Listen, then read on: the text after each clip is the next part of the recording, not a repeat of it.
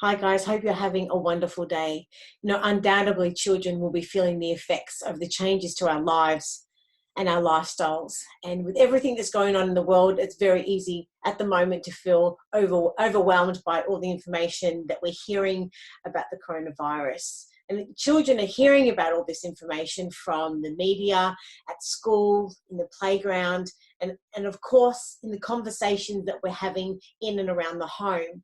And these things could obviously lead them to being worried about someone that they love getting sick. And their little hearts and minds are sensitive and attuned to the change in our tone of voice, and the tone that they're sort of hearing from the media, all of which brings levels of uncertainty in the community and our lives overall. And it's understandable if your children are really starting to feel anxious as well. So I've got a question for you. Have you actually spoken to your children about the coronavirus yet? And are you wondering how to approach them on this topic? And if your answer is yes, well, you're definitely in the right place. And today we are really thrilled to be joined with Kari Sutton, who will be sharing suggestions and providing us with practical strategies to empower your children with knowledge during this global time of uncertainty. Now, a little bit of an introduction for Kari. She's an expert in fostering children's positive mental health, and we definitely need that at the moment. I know she's helped over 25,000 children, parents and educators with evidence-based strategies, tools and approaches, as well as common sense tips to help kids to stop worrying so much and to help manage their anxiety, and which is once again really perfect for where we are in our lives right now. Now, Kari's expertise has made her an in-demand conference speaker, author and consultant in wanting to foster children's positive mental health. And she's also just launched or about to launch her second book, Raising a Mentally Fit Generation, that's going to be launched in May 2020. Kari, how are you? Hey, Rachel, I'm well. How are you? Look, very honoured to be able to speak in with you Thank you. today. Very honoured to have you as a partner of ours at Kiddipedia. Lots to talk about on this topic. But to A begin lot to with, talk about. yeah, to begin with, we published your article. In the title is "How to Talk to Your Children About Coronavirus." Now, for somebody who hasn't read the article, could you give us a little bit of an overview what it's about and just generally what inspired you to write it? I wrote it because I've had a lot of families asking me, what do we say? How do we talk about this? It's going on. And I guess what I wanted people to understand was that kids will have heard about it from a variety of sources. So as the adults in their lives, we need to step up and really take this opportunity to lead in a calm way and to talk to them about it. That don't let it be the elephant in the room, because when it is the elephant in the room, what will happen is that the kids will fill in their own, they'll fill in the answers themselves. So we need to give them honest, factual, age appropriate information that they can handle. And the parents not watching this, they know their child. They know their child. And so what you know is, what can my child handle? What can we talk about? And also have a conversation with them. So it's not just about knowing and starting a conversation. It's actually going, hey, have you heard about coronavirus? Have you heard that word? And saying, and giving them the facts, because children, as I said before, they might fill in the blanks if they don't have the facts. So that's why I wanted to write this article for parents and say, don't avoid the topic. We need to be calm and reassuring. And just here's a few steps to answer and how we can go about doing that. That's brilliant. There's a lot of kids at home at the moment actually not understanding why they're home. And just this morning, I had my 9-year-old niece, call me through iCloud, and hi, Rach, and I was saying to her, well, as a question, and I was at the time, weirdly enough, preparing for this interview today, and I was just like, so, like, how are you feeling about everything at the moment? And in her own way, she just looked at me, shrugged her shoulders, and she's like, it's weird. And she said, the world is a really unclean, dirty, unhygienic place. exactly what you've just said. So each child is going to have their own interpretation of what's happening, and what information they've heard and how they've digested that information. Is that what you're saying? So they're going to make their own. Absolutely. Is that they've heard it from the media, they've heard it in the playground, and it could be things. I've had a family say, I was listening over, hearing my children talk to their friends, and they're saying, oh yeah, Jojo's mum's got it. What happens if she dies? Like, this is the worst virus in the world and she's going to get really sick.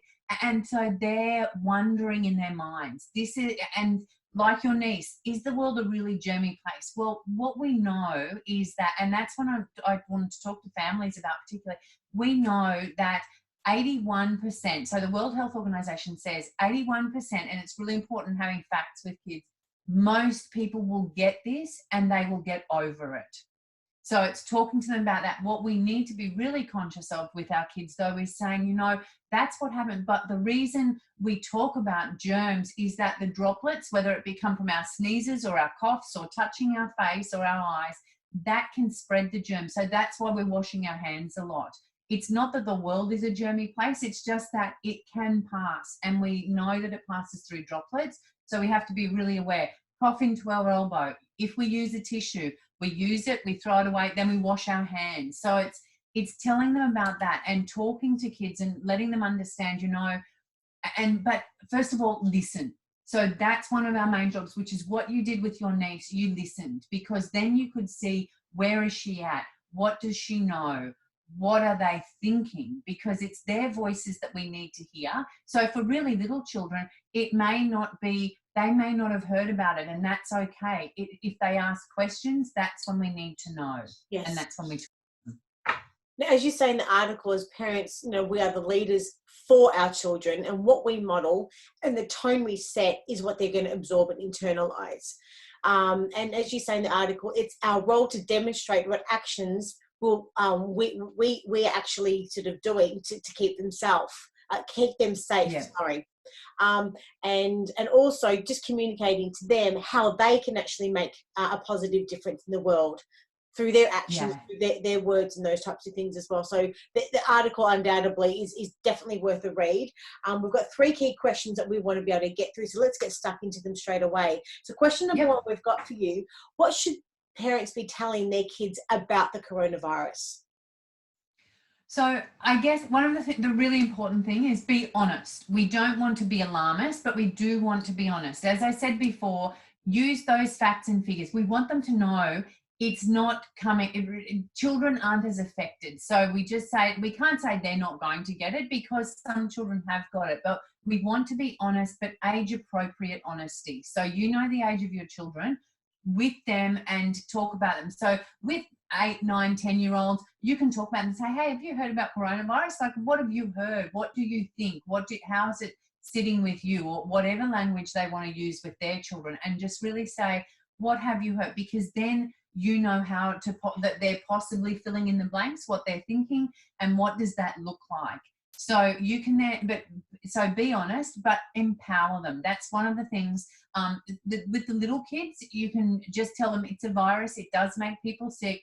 Most people get over it. But the older people, that's why we have to make sure we're not going to go see grandma and grandpa. We're not going to go, or we are practicing social distancing. So what does that mean? It means 2 arms length, or whatever it is. We talk about those sorts of things. So we say to them, that's why we can't go and do those things. That's why things are closing down. If we used to go to the gym or things like that, that's why the government is making a decision to keep the people safe. And that's what I'm doing with you. You know how we talk about washing our hands and lots of different things. That's why we have to do it, because we're keeping ourselves and our families and the people we care about safe. So it really is stepping up and being that leader in a calm and reassuring way. So if you're feeling a little anxious, don't talk to your children when you're feeling anxious. Deal with that first and then have that discussion, because children are little emotional sponges. They'll pick up whatever we're putting out. So we have to be really conscious about being centered and grounded and knowing that we're okay with this, and we are the calm leaders in our family, just like we were in the bushfires, just like we were when 9/11 happened and other things happened.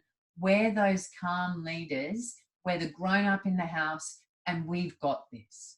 Yes. So what I'm hearing, and tell me if I've got this right, is giving children the respect that they deserve by giving them the facts and giving them information and also the context as to why these things are happening, for them to be able to base their reasoning. And as we were saying earlier on in the chat, that they're going to make their own mind up as to the way that they see everything, but giving them as much information to respect context and key information. Would that be it, would you say? I don't know. Yeah, absolutely. Is that give them the information they need. And older kids might need more detailed information. And don't be scared of saying, I don't know. Let's find that out together. Yep. So you can do some research, because there have been places where schools are finished and things like that. You'll have time with your kids. If they want to know about it, help them find that research out, but make sure it's evidence-based and that it's from the right people, that it's not sensational. Yep. Well, this leads perfectly on to our next question. Now, what are the key things that we can do to help our kids navigate this crisis? And I'd love to know, are you going to go through stuff that's in the articles? You've got some great stuff in there. Yeah, that, and you're exactly right, Rach. One of the key things, and please, parents, switch off the media diet. I know it's a lot easier said than done, but I've had calls from families. They have said, we're not watching television, but it's the radio that's on in the background. It's the radio that's on in the car. And the children have said, Mum, I'm worried. Like, everybody's talking about it. Are we going to get it? What's happening? And there's been so much panic, so much overwhelm. We need to be calm, but we need to make sure we're taking control of that conversation, and that we're not allowing all of this hype, all of the media to come into our children's lives, and particularly social media. And as I was saying, and I'm not saying social media is bad. It's not. It's just that at the moment it's alarmist and it's up here. We want to bring it down. We want to make sure our children have the right knowledge, have factual knowledge, not something that's they're finding off and saying, oh, this is the way it's got to be. It's got to be the factual knowledge, evidence-based. And again, don't avoid the elephant in the room. Coronavirus is here. That's why they're home. That's why they're not going to school, or that's what the conversation is about when they go out to school. So don't avoid it, but also, what I mean by don't avoid it is talk about it, but then don't go on about it. Don't take a long time. You know what? Take as much time as they need, and then go, you know what? There's other things. Let's read. Let's look at doing some art and craft, or whatever it is, we can do that. So be calm and reassuring, control their media diet, honest and age appropriate. But one of the key factors, look for the helpers. Look for the acts of kindness, because kids will have found out, and I've had families who've said to me, we've gone into the supermarket, our kids have seen the shelves all bare and they're worried that they're not going to have enough food. So as Scott Morrison said, please stop it. We don't need to panic buy. We all have enough. Our children need to understand that we can do kind things for other people. There are lots of helpers. The front line, our doctors, our nurses are working so hard. We need to look for the good things that are happening. And I'm not being Pollyanna-ish or saying that nothing bad happens, but what I am saying is for our kids' mental health and social and emotional well-being, we need to look and find the positives. And you mentioned also in the article too that the most important thing of all ages need to know is that we're going to take care of them.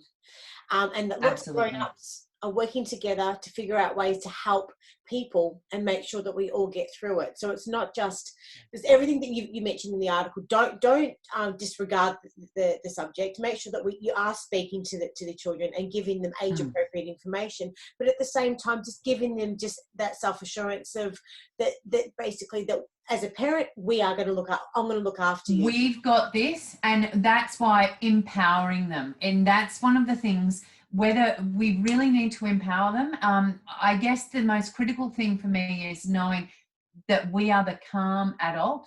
We've got them, we're holding them safe in our families, we're holding them safe in our community, because our community is working together.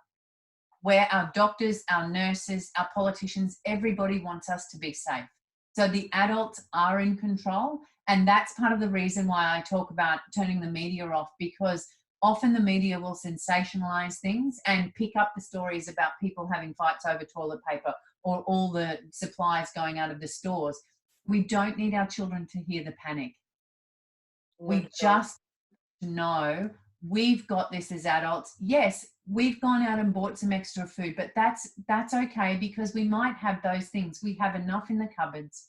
This is what we're doing. We're teaching them how to take care of themselves, and we're empowering them. Yes. Because giving them that knowledge about coughing into an elbow or those sorts of things, what it does is help them reduce anxiety. Mm-hmm. Perfect.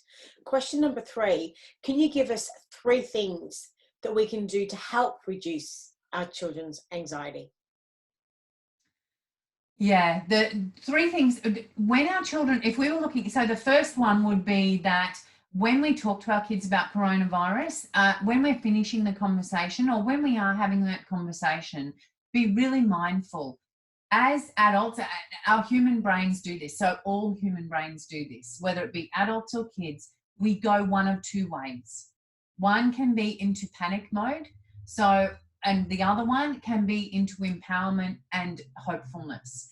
And that's why when we talk about or when we have these conversations and talk with our kids, we need to make sure we end on a positive note and say to them, with coronavirus, that's why I'm going to cough into my elbow, or that's why I'm going to always wash my hands before we eat, after we go to the bathroom, after we've been outside to play. All of those things, if we blind our nose with a tissue, throw it away and wash our hands. So it's really giving them empower, and again, that's why when we talk about having the conversations with the kids, why we need to talk to our kids and address the elephant in the room is because if we allow them to fill in the blanks, their mind will go possibly to panic. And when it goes to panic, that increases the anxiety, the amygdala takes over, and it's the fear part of the brain, and it goes, what's going to happen? I don't know. Mum seems worried. I know there are people who are possibly watching this who may lose their jobs, because there are lots of different things happening. And I'm not saying that that's not going to impact your family. It is, and your children will realize that.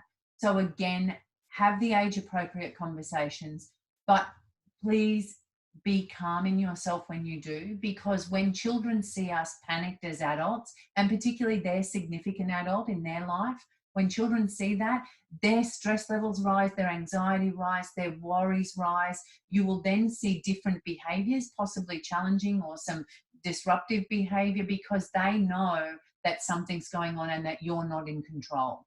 So again, ways to reduce anxiety, very much for us to be the calming, reassuring adults. When we finish conversations, leave them with empowerment, give them things to do, whether it be coughing into that, blowing into their nose, washing their hands, make sure they know, whether it be singing happy birthday twice, whatever it is, give them things to do. Don't touch their face. And I know how hard it is. We saw, I think it was a lady overseas, she was the health minister, and she's telling people not to touch their face, yet she was licking their finger. So it's really hard for us, because we often touch our face, but we say to kids, these are germ catching. We're catching germs and doing different things. Make it fun, so we empower them.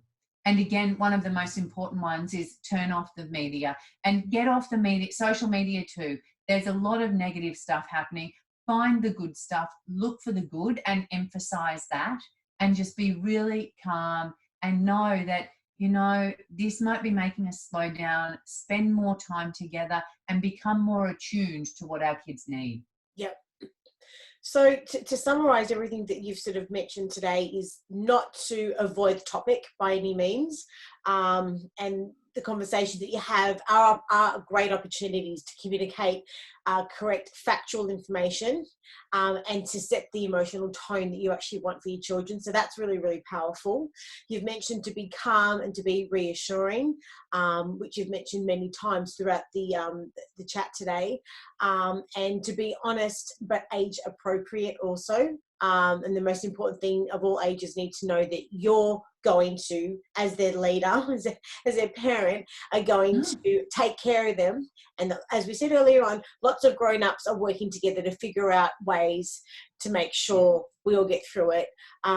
to limit the news exposure. I love the phrase to reduce your media diet. I love that phrase, and I think that just speaks volumes. But to limit the news exposure, and not to be ignorant or to switch off all media. We do need to be kept up to date, but just know it is just a daily catch up at whatever time it is. Most likely when the kids have gone to bed. So the ABC news every night at 11 o'clock, 11 p.m. has got an update. Wherever you feel comfortable, that as much as possible away from the little ears, and so you can once again control, just and set the tone and just give them that factual information that you want the kids to have, to give the children a sense of control and power. As you've mentioned, all of the things that we know to cough into your elbow, how to wash their hands, all that information's in your article. To look for the little helpers as well, to highlight the work, all the good stuff that's happening, the work the scientists are doing, and all the kind-hearted people that are helping other people out there. You mentioned all this stuff in your article. It's beautiful. And to model resilience also, and, you know, to have the conversations in an optimistic way that encourage the kids to be able to help in their own way find a solution. Absolutely. Because that's it, Rach. We can all do things to help stop the spread. Washing our hands, social distancing, whatever it is, we can all work together as a society, as a family. So us together as families, we can work together. As a society, we're working together. As a world, we're working together. So people are working on this, and it's just giving our kids that confidence. When we model the confidence and resilience to know we've got this, we will get through it together. And you know what? We are all doing our part. So when we're not seeing grandma and grandpa, I know that's a bit sad. We can Skype them or we can FaceTime them or whatever it is, but that's doing our part. And if we all do our part, everyone will get through this together. Yeah. I mean, there's some really insightful, empowering information that you've shared with us today. Is there anything else that you want to sign off with, outside of what we've already discussed, that could help parents and families? Just my belief. I know parents have got this. I know it's tricky. I know it's hard at the moment, and particularly if we've got kids at home and you're trying to work and do all of those sorts of things. But I know we've got this. I know we can get through it together. It is scary at times when you're watching all this media and there's uncertainty, but be those calm, steady adults in your kids' lives, and that's what will help us get through. Yeah, Kari, I'm so honoured for your time today. I can't wait to chat with you again soon. And if parents have got any other questions for you, whereabouts can they find you?